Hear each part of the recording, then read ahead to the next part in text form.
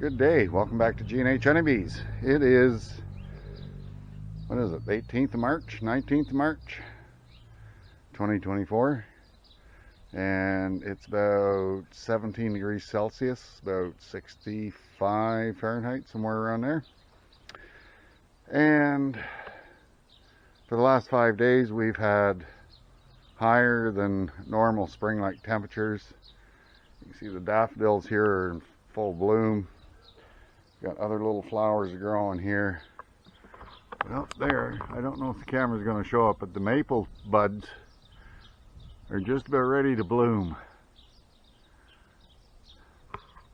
But anyway, the topic of this video is I have got a bad back, and I've been thinking about how to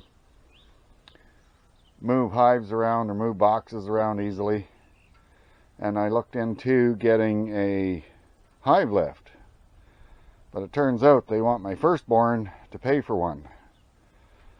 So I started thinking about how I could make one of my own, and this is what I have eventually come up with.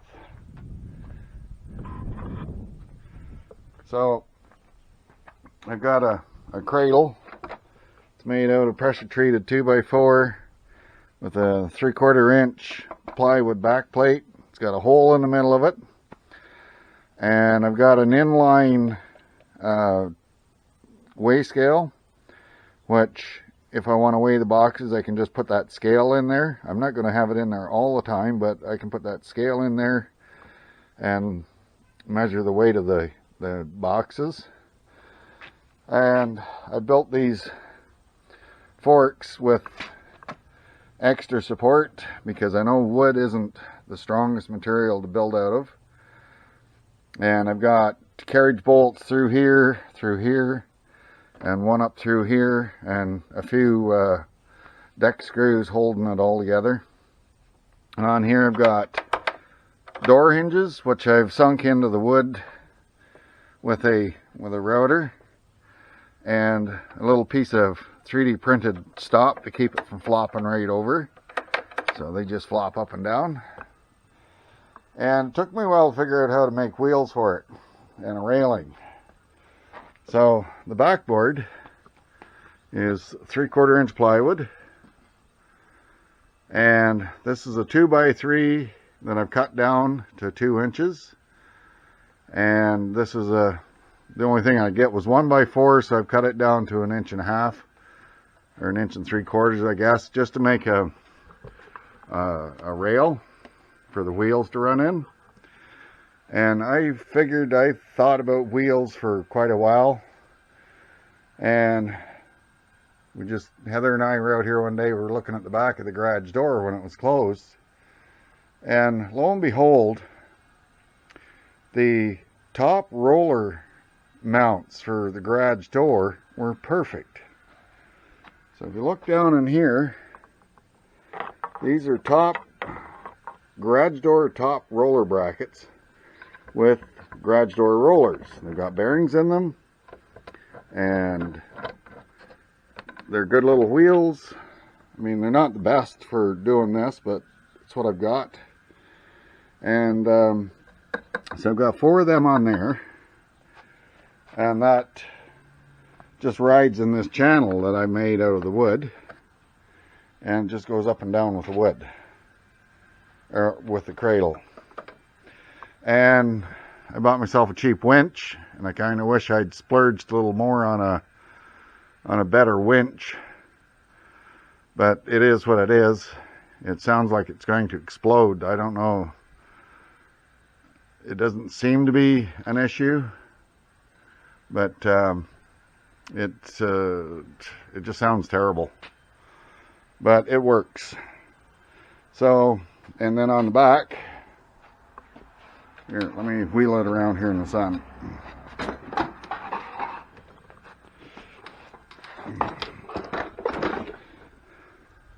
Then on the back, that's a control box for the winch, and I made 2 handlebars out of 1-inch tubing, which I bent, fastened onto the back of the plywood.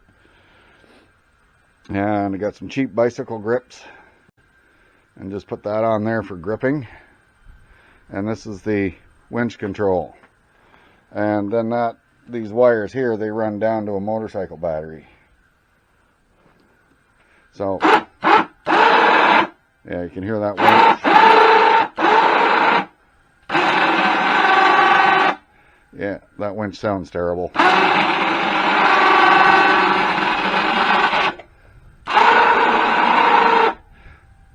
Then it goes up and down. And on the winch, I've used aluminum strapping where the bolts go through the wood, so the bolts don't pull through the wood. And I've done the same for the wheel mounts. Now I used more garage door top brackets for the axle. There's actually 3 of them. There's one in the middle and one on each side. And then I ordered these wheels. They're 13-inch wheels. They've got bearings in them. And I just assembled all that as an axle and wheel set. And it seems to work pretty good. So I've got, this is the hive that died out back there, and it weighs a pretty good amount.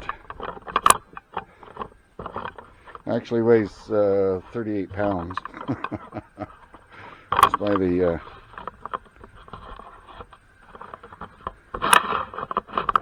just because I measured it already with that. Well, let's see if I can show you how this thing works. The one thing I have to learn is how to line it up properly when I first take a run at the boxes. You see I've got straps around these boxes, and that's how I have them, as if I was going to move them. So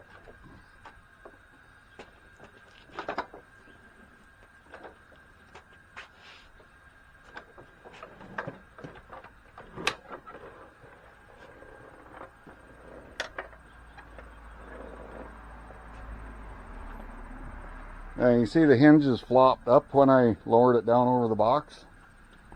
That's how it makes it easy to get it around there. So just line it up, get it square, and then lift it.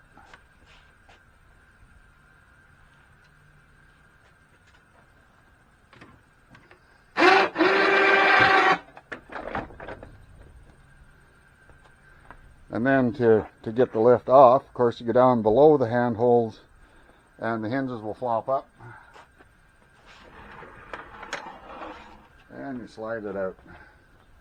So that should make moving the boxes when we take them up to the bush this July much easier. Other than the winch sounding like it's going to explode, this thing works pretty good. And it rolls nice and easy. It's not too heavy, and it seems to do its job. So anyway, that's what I've been working on. It's just something to keep me busy and out of trouble, and to help save my back from lifting too many heavy boxes around. So hope you enjoyed the video, and we'll catch you again on the next one. All right, bye for now.